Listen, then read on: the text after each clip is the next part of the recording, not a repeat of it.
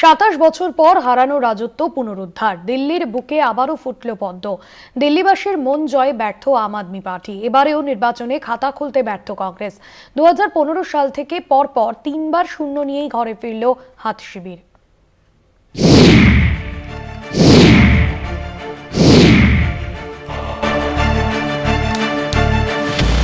Exit pole যা ইঙ্গিত করেছিল তা সত্যি করেই দিল্লির কুর্সি দখল বিজেপির। পদ্মের জয়ের আভাস পেয়েই রাজধানীতে উৎসবের আবহ। ঢাক ঢোল, কারা নাগারা বাজিয়ে নাচ, আতশবাজির খেলা। চলছে লাড্ডু বিলি। গেরুয়া আবিরে রঙিন রাজধানীর আকাশ।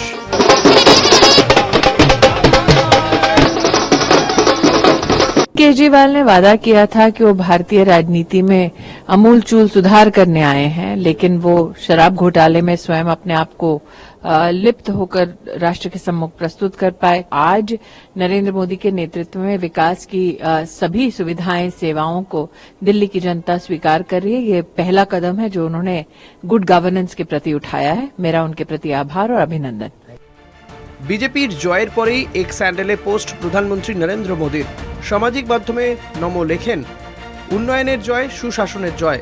দিল্লির জনগণের সামগ্রিক মান উন্নতিতে কাজ করবে বিজেপি। বিকশিত ভারত গড়ে তোলার ক্ষেত্রে দিল্লির প্রধান ভূমিকা গ্রহণ করবে।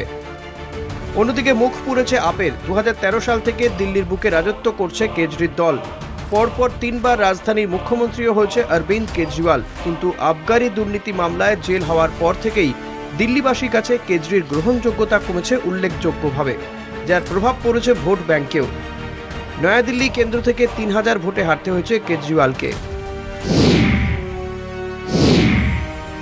जनता का जो भी निर्णय है, जनता का जो भी फैसला है, उसे हम पूरी विनम्रता के साथ स्वीकार करते हैं। जनता का निर्णय सर माथे पर।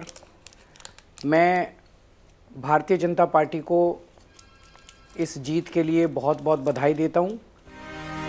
দিল্লি বিধানসভা নির্বাচনে কেজরির পাশাপাশি মুখ পুড়েছে বহু হেভিওয়েট নেতার। জংপুরা আসনে 675 ভোটে হারতে হয়েছে মনীষ সিসোদিয়াকে। আপের সামগ্রিক ফলকে চিহ্নিত করেছে কেজরি মনীষের হার। তবে জিতে গিয়েছেন দিল্লির বিদায়ী মুখ্যমন্ত্রী অতিশী মার্লেনা।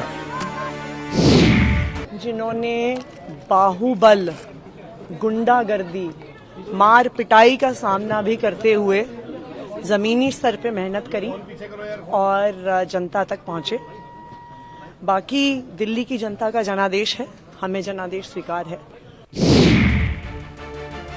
তৃতীয়বারও কংগ্রেসের ঝুলি খালি। 1998 থেকে 2009 সাল পর্যন্ত টানা 3টি বিধানসভা নির্বাচনে নিরঙ্কুশ সংখ্যাগরিষ্ঠতা নিয়ে ক্ষমতায় এসেছিল Congress.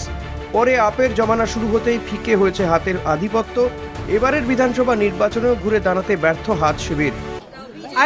I think it was very obvious from all our meetings in Delhi and whichever people I was meeting that people wanted change. They were fed up of the way things were and they wanted change. I suppose they voted for change. My congratulations to all those who have won, and for the rest of us it just means we have to work harder. ফল প্রকাশের পর দেখা যায় up 43.61% vote পেয়েছে। বিজেপির সংগ্রহ 45.86%। অন্যদিকে কংগ্রেসের পক্ষে ভোট পড়েছে 6.39%। যদি কংগ্রেসের সঙ্গে আপের জোট হতো তাহলে দুপক্ষের সম্মিলিত ভোট হতো 50%। হেরে যেত বিজেপি। সরল পাটিগণিতের এই সরল অঙ্ক অবশ্য রাজনীতিতে খাটে না। কলকাতা টিভি।